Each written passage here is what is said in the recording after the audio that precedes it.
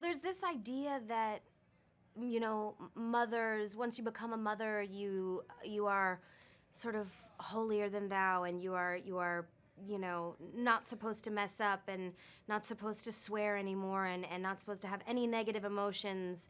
And that's just not the case. I mean, all humans are human throughout the course of their existence on Earth.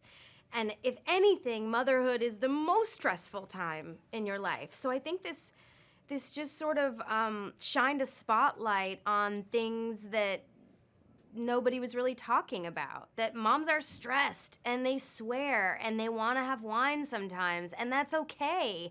And that letting loose and that sort of self-care is what allows us to be better moms when we come back to our kids. Every mom needs a little bit of time off.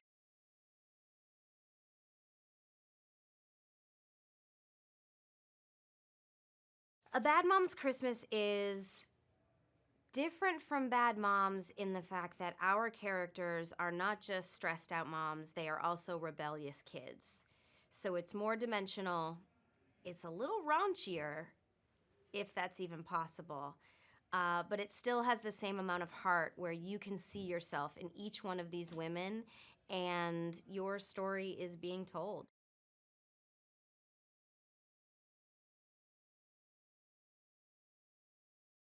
Catherine and Mila and I are good friends in real life, so I think that helps. We feel very safe with each other. We're willing to try anything on screen. I think also the characters were so well written individually, and they all sort of serve this purpose or are this stereotype of a bunch of moms you know, and Catherine's the wild one, and Mila's the working mom, and Kiki is the stay-at-home mom that's constantly covered in barf. And I think they're sort of together. They're greater than the sum of their parts. They really let each mom know, oh, I see a little bit of myself in that person.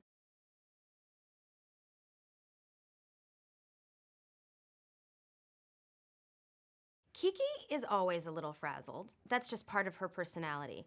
But I will say she learned, I think she starts off in a place where she learned a lot from being friends with Amy and Carla. Um, Having a group of friends as a mom it's just necessary. It's paramount to have someone to complain to and to learn from and just to listen, whether or not you get advice. But Kiki's in a much better place in her marriage. She says what she needs when she needs Kent to watch the kids, and she has a much better relationship with Kent because she stood up for herself.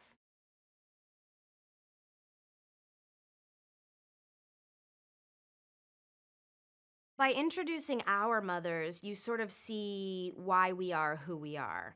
I mean, I think your parents can always push your buttons because they installed your buttons, and with Kiki, her nervousness and desire to stay in line and be soft and easygoing comes from her mom's overbearing nature.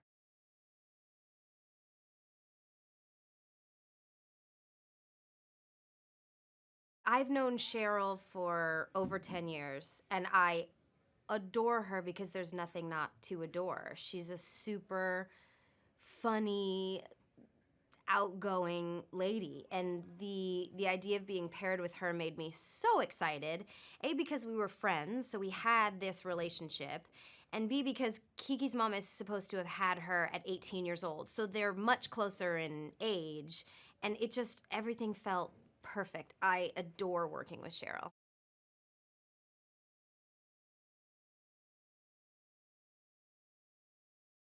As a directing team, they each have sort of what they cover, and they just sort of make it work. I mean, this is a lot of people. When you have, 12 main characters, it's a lot, but they are just sort of walk around kind of handling it with elegance, and they write really well for women, I think, because they understand women.